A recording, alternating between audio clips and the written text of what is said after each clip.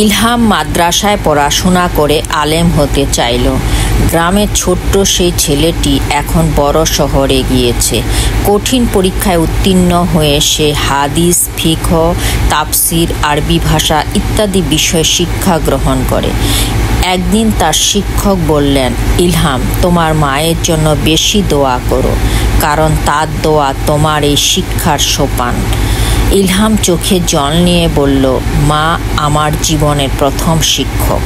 তার কষ্ট আর দোয়া ছাড়া আজ আমি এখানে থাকতাম না। আলেম হওয়ার পর ইলহাম ঠিক করলো মায়ের জন্য হজে যাবে। সে জানতো মায়ের এই পৃথিবীতে শেষ স্বপ্নটা পূরণ করতে চাই।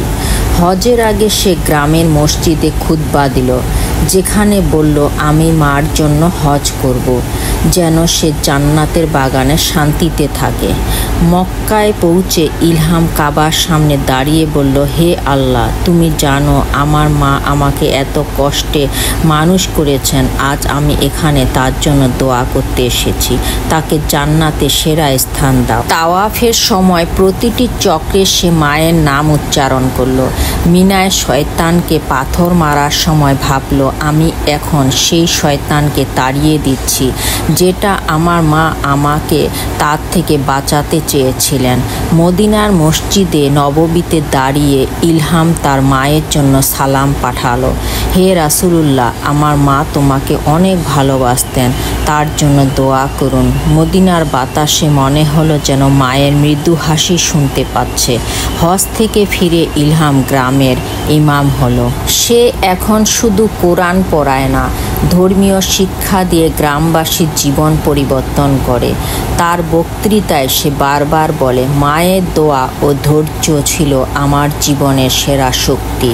যাদের মা বাবার দোয়া আছে তাদের জীবন আলোকিত হয়। হজ থেকে ফিরে ইলহাম নিজেকে একদম বদলে ফেলেছে।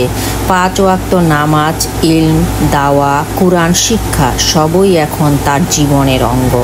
গ্রামের মানুষ তাকে শ্রদ্ধা করে, কিন্তু তার হৃদয়ে সবসময় একটি শূন্যতা। মা নেই।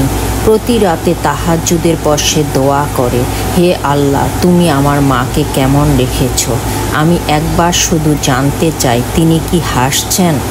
এক রাতে তাহাজ্জুদের পর কোরআন হাতে নিয়ে ইলহাম ঘুমিয়ে পড়ে। গভীর রাতে সে একটি স্বপ্ন দেখে।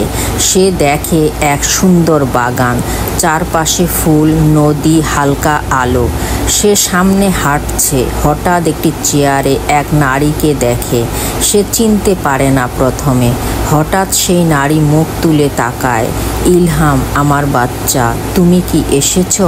ইলহাম চমকে উঠে, কাঁদতে কাঁদতে বলে, আম্মু, তুমি কোথায়? তুমি কেমন আছো? মা হেসে বলে, আমি ভালো আছি বাপজান, আমার রব আমার কষ্ট দেখেছে। তুমি হজে গিয়ে যখন কাবার সামনে দাঁড়িয়ে কাঁদছিলে, তখন ফেরেশতারা আমায় খবর দিয়েছিল।